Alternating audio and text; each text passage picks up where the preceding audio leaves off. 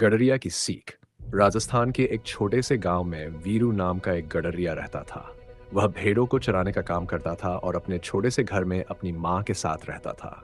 वीरू मेहनती और ईमानदार था, लेकिन उसके जीवन में एक समस्या थी। वह खुद को कमजोर और साधारण मानता था। उसे लगता था कि एक गडरिया कभी बड़ा आदमी नहीं बन सकता। सपना और संघर्ष।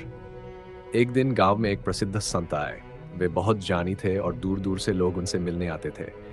वीरू ने भी उनके पास जाकर अपनी परेशानी बताई। महाराज, मैं मेहनत तो करता हूँ, लेकिन मुझे लगता है कि मैं जीवन में कभी आगे नहीं बढ़ सकता। मैं बस एक साधारण गडरिया हूँ। संत मुस्कुराए और बोले, वीरू, यह सोच ही तुम्हारी सबसे बड़ी बाधा है।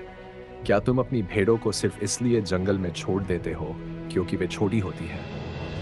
वीरू बोला, नहीं महाराज, मैं उन्हें पालता हूँ, उनकी देखभाल करता हूँ ताकि वे बड़ी और मजबूत बन सकें। संत बोले, तो फिर खुद को क्यों कमजोर समझते हो? अगर मेहनत और धैर्य से भेड़ें बड़ी हो सकती हैं, तो इंसान क्यों नहीं?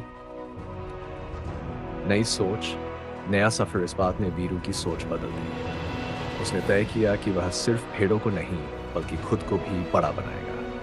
उसने पढ़ाई शुरू की, गांव के समझदार लोगों से ज्ञान लिया और धीरे धीरे व्यापार के बारे में सीखने लगा। उसने अपनी भेड़ों से ऊन निकालकर अच्छे दामों पर बेचना शुरू किया।